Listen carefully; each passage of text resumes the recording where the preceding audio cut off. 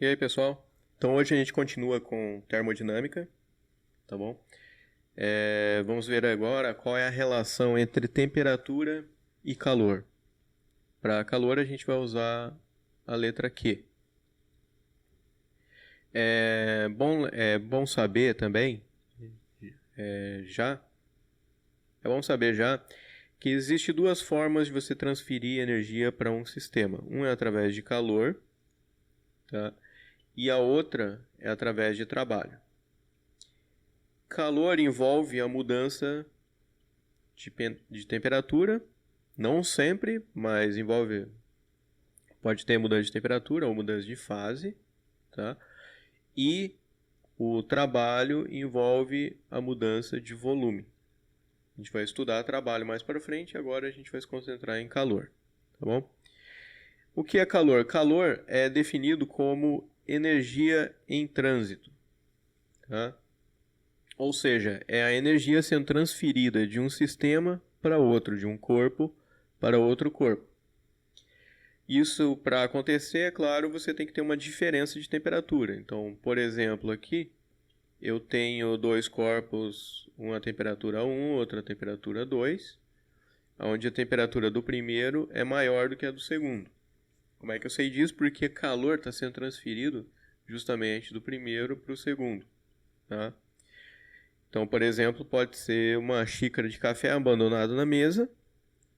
O calor está sendo transferido da xícara de café, o calor está sendo transferido da xícara de café, que tem uma temperatura maior, para o ambiente, que tem uma temperatura menor. Tá?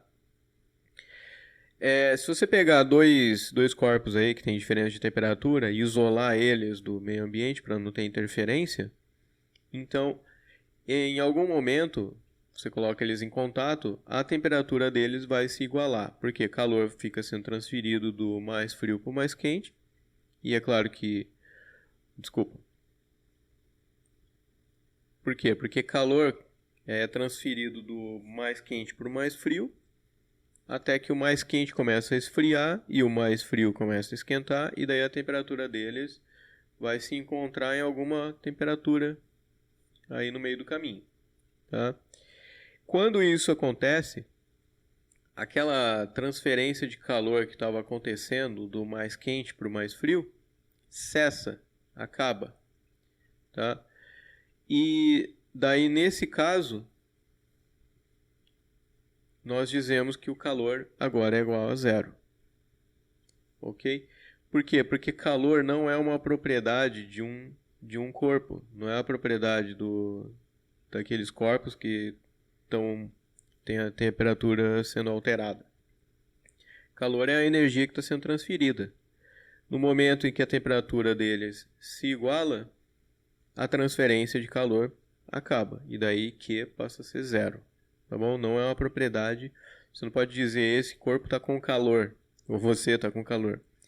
Isso não acontece na física. Tá bom? Bom, outra coisa importante é lembrar que calor então tem unidades de Joule no SI, né? É uma unidade de energia. E só que existem outras unidades bastante comuns. Por exemplo, a caloria, que equivale a 4,1868 joules. Okay? Essas vão ser as mais utilizadas por nós. Mas também é comum, por exemplo, em aparelhos domésticos, aí, como ar-condicionado, é comum usar o BTU. Que 1 caloria equivale a 3,968 vezes 10 menos 3 BTUs. Ok, então a pergunta é, dada uma mudança de temperatura, qual foi a quantidade de calor transferida? Ou você pode perguntar ao contrário também, né? Eu dei uma certa quantidade de calor para um objeto, qual foi a mudança de temperatura nele? Então a gente quer saber qual é a relação entre a energia calor e a mudança de temperatura. Então isso pode ser calculado de duas formas. Você pode fazer através da capacidade térmica ou do calor específico. A capacidade térmica se refere à propriedade de um corpo específico. Tá? Então, por exemplo, A capacidade térmica de 100 litros d'água é diferente da capacidade térmica de 1000 litros de água. Tá? Então, por exemplo, a capacidade térmica de 1000 litros d'água vai ser maior do que a capacidade térmica de 100 litros d'água. Por quê? Porque para elevar a temperatura, né, então está aqui, elevar a temperatura de um corpo é diretamente proporcional à quantidade de calor que você tem que entregar a ele. E essa constante de proporcionalidade é justamente o que a gente chama de capacidade térmica. Para a capacidade térmica a gente vai usar a letra C maiúsculo, tá? Então, isso quer dizer o quê? Que quanto maior a capacidade térmica, maior a quantidade de calor você precisa para elevar a temperatura desse objeto. Então, você sabe que para elevar a temperatura de 1000 litros de água, você vai precisar de mais energia do que para elevar, por exemplo, a temperatura de 10 litros de água, não é? Então, a capacidade térmica de 1000 litros de água vai ser maior do que a capacidade térmica de 100 litros de água. A capacidade térmica, as unidades dela é o que é calor por variação de temperatura, né? Então, no SI a gente usa Joule por Kelvin. Mas é claro que como a diferença em diferente temperatura, tanto faz você falar em Kelvin e Celsius, né? Porque variação de 1 grau Celsius é igual a variação de 1 Kelvin, tá bom? Beleza, aí a outra possibilidade aí de calcular a quantidade de calor é através do calor específico. Calor específico a gente vai usar a letra C minúscula, tá? O calor específico ele é diferente porque ele é a propriedade de elementos químicos, ok?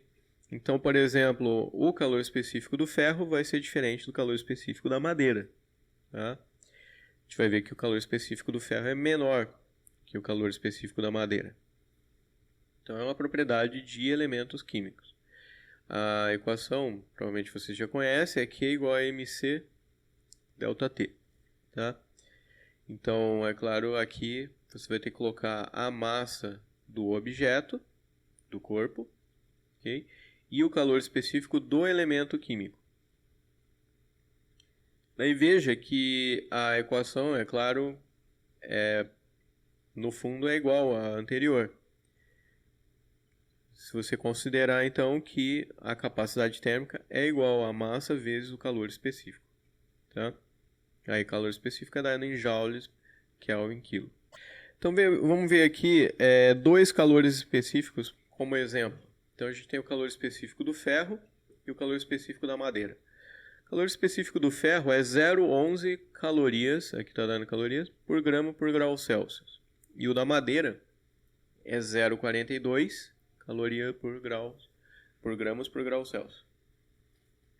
Isso quer dizer o quê? Que você precisa, por exemplo, no ferro, você precisa de 0,11 calorias para elevar 1 grama de ferro 1 grau Celsius. Então, por exemplo, você pegou 1 grama de ferro que está a 100 graus Celsius e você quer levar a 101 graus Celsius, né? É uma diferença de temperatura de 1 grau Celsius. Então, de 100 graus Celsius até 101. Você vai precisar de quanto? 0,11 calorias. Tá? Claro que aqui, qual é a temperatura? Desde que você não chega na temperatura de fusão, é a mudança de fase, tanto faz. Aqui pode ser, por exemplo, de 24 graus Celsius até 25 graus Celsius. Tá? Aí, se você quiser diferentes quantidades de massa e de temperatura, é só jogar nessa equação aqui. Tá bom? Mas nota o seguinte, que o calor específico da madeira é maior, é 0,42 calorias. Ou seja, para levar, por exemplo, no meu exemplo ali, de 24 graus Celsius para 25 graus Celsius, a mesma diferença de temperatura, a madeira você vai precisar de 0,42 calorias. Ou seja, você precisa de mais energia para elevar a madeira na mesma diferença de temperatura que você fez para o ferro. Entenderam? Ou seja, se você precisa de mais energia, é mais difícil elevar a temperatura da madeira do que é do ferro. O que é óbvio pelo que a gente sabe pelo dia a dia, né? Então, é claro que se você pegar uma panela, em geral, né, uma panela de ferro, o material dela é ferro, mas os pegadores, por exemplo, podem ser de madeira, tá? De forma que na hora que você coloca no fogo, lembra, né, a temperatura por causa do calor específico, a temperatura do ferro vai variar mais rapidamente do que a temperatura da madeira. Isso considerando, dando a mesma quantidade de calor, né? Se você der a mesma quantidade de calor, como o calor específico da madeira é maior, você vai elevar pouco a temperatura dele, mas o do ferro vai elevar mais, né? Outra experiência seria pegar 2 colheres, aí, uma colher de pau e uma colher de ferro, e colocar ambas no fogo, né? Então, colocar aqui, essa aqui é de madeira, essa aqui é de ferro. Coloca ambas no fogo. É claro que você sabe que a temperatura no ferro vai variar mais rapidamente, você vai sentir na mão, né? Enquanto que da madeira praticamente não vai variar. Okay? Então esse é o papel do calor específico, tá? Só que você pode você pode entregar calor para um objeto, né? Você pode entregar calor para um objeto, colocar ele no fogo aqui, então aqui é a fonte de calor, e a temperatura desse objeto não variar a temperatura, ou seja, a temperatura inicial vai ser igual à final, tá? Isso acontece quando você tem mudanças de fase, né? Então, o que é uma mudança de fase? Por exemplo, a passagem do líquido para o gasoso, ou passagem do estado sólido para o líquido, né? Nesse caso, o que a gente tem a gente vai utilizar são os calores de transformação. Só para ajustar aqui a nomenclatura. Então, passagem de sólido para líquido a gente vai chamar de fusão, tá? De líquido para gasoso, vaporização, e o sentido contrário, gasoso para líquido, é condensação. Então, quando você vê lá no banheiro, né, o vapor d'água aderindo no vidro e formando gotículas d'água, líquido de novo, aquilo ali é o que a gente chama de condensação, tá? E o líquido para o sólido é a solidificação. Além disso, você pode ter também passagens diretas de sólido para gasoso, nesse caso é chamado de sublimação. Isso acontece com a naftalina, por exemplo. E você pode ter a passagem do gasoso para o sólido, que é a deposição, tá? Isso, por exemplo, é usado na indústria para criar filmes finos de determinado material, né? Você coloca um metal, alguma coisa, numa câmara com gás, e o gás ele se adere naquele metal, passando diretamente para o estado sólido. Bom, então, lembre-se que quando há uma passagem de um estado para o outro, você não tem mudança de temperatura, tá? Então é claro que aquela equação você não pode usar, né? Q igual a mc delta T, ali está levando em conta a mudança de temperatura, o delta T. Se você colocar um ΔT igual a zero, é claro que vai te indicar que o calor é igual a zero. Mas a gente vai usar essa equação aqui, Q igual a ml, para mudanças de fase. Então, o m é a massa da amostra e o L é chamado calor latente. Tá? Daí a gente vai ter um calor latente para cada tipo de mudança de fase.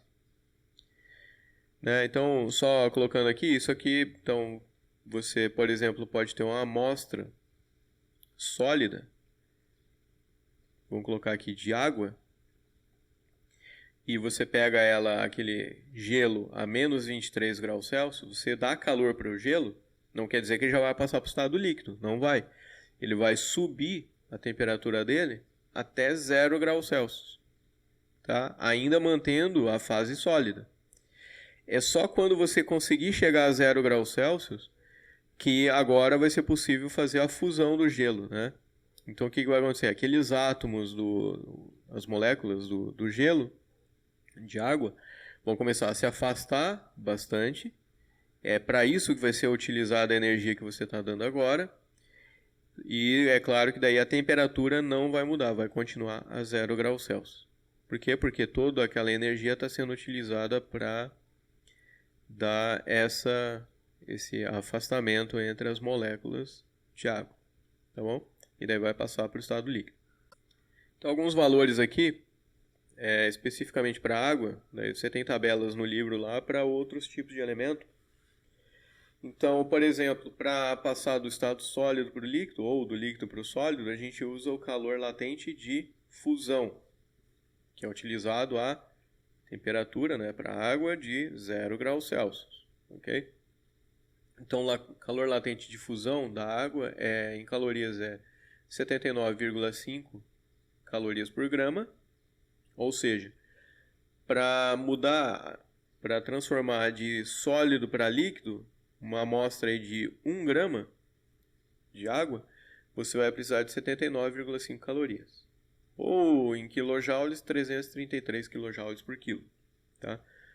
Então, para 1 quilo de gelo ser transformado em líquido, você precisa de 333 quilojoules. E daí ainda você tem o calor latente de vaporização, que é a passagem então do líquido para o gasoso.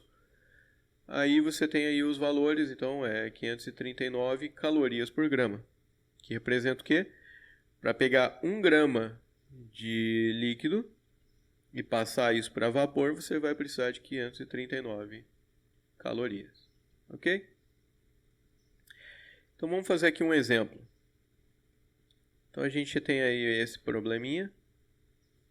Diz o seguinte: que quantidade de calor deve ser absorvida por uma amostra de gelo de massa 720 gramas a menos 10 graus Celsius e passar isso para o estado líquido a 15 graus Celsius.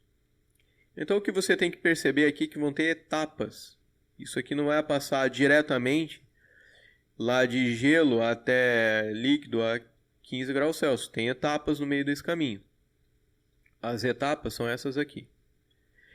Então você tem a amostra de gelo a menos 10 graus Celsius. Primeiro você tem que levar esse gelo a 0 graus Celsius. Veja, ainda não é líquido, né? Você vai ter uma certa quantidade de calor ali, Q1, para fazer isso. Aí, esse gelo a 0 graus Celsius, agora ele está pronto para ser transformado em líquido, tá? Então, agora você vai usar o calor latente de fusão do gelo. E vai passar a líquido ainda a 0 graus Celsius. Quando você tem esse líquido a 0 graus Celsius, agora você vai elevar a temperatura dele até líquido a 15 graus Celsius. Okay? Então você vai ter 3 etapas aí, ou seja, 3 quantidades de calor diferentes. Daí você soma cada uma dessas aí, né? Você soma essas 3, e daí você vai ter a quantidade de calor total para levar gelo de menos 10 a líquido a 15. Tá bom? Então tá aí, você vai pegar a primeira, qual que é a equação? É Q igual a mCt. Ali eu estou levando de 10 graus Celsius a 0, então tá aqui. Temperatura final vai ser 0, temperatura inicial menos 10. É claro que daí é diferença de temperatura, eu posso dizer que é Kelvin, não tem problema. Então isso aí é uma diferença de 10 Kelvin, tá? Aí lá na tabela no Halliday, você pode pegar aí os calores específicos. Então o calor específico do gelo é 2.220 joules por quilo Kelvin. A nossa amostra, veja que como o calor específico está dado em quilo, a nossa amostra tem que estar em quilo também. 720 gramas é 0,72 quilos. Calculando isso, a gente tem o primeiro calor ali, que é 15.984 joules, né? Ou pode passar para quilojoules também. Vai dar 15,98. Ok, agora o segundo calor lá é uma mudança de fase. Então, de líquido de sólido para líquido, né? Então a gente vai usar o calor latente de fusão. Olha na tabela, você encontra lá que é 333 kJ por quilo. Tá? E usando a mesma quantidade ali, 0,72 kg, então a gente chega a esse valor aqui na segunda etapa. Tá? E na terceira etapa tem variação de temperatura de novo, né? A gente vai do que? De líquido a 0 graus a líquido a 15. Então basta colocar lá, o calor específico agora é o da água, né? A gente tinha usado o do gelo antes. Então é 0,72 quilos, calor específico da água, você pega no Halliday. E agora a diferença de temperatura, a temperatura final é 15, a inicial era 0, né? Então 15 Kelvin. E tá aí então a terceira etapa, 45,25 kJ. Tá bom? Você soma esses três, você tem a quantidade total de calor gasta para levar esse gelo até o líquido a 15 graus Celsius. Então foi 300 kJ. Ok, galera? Então é isso. A gente continua esse mesmo assunto na próxima aula. Tá bom? Abraço.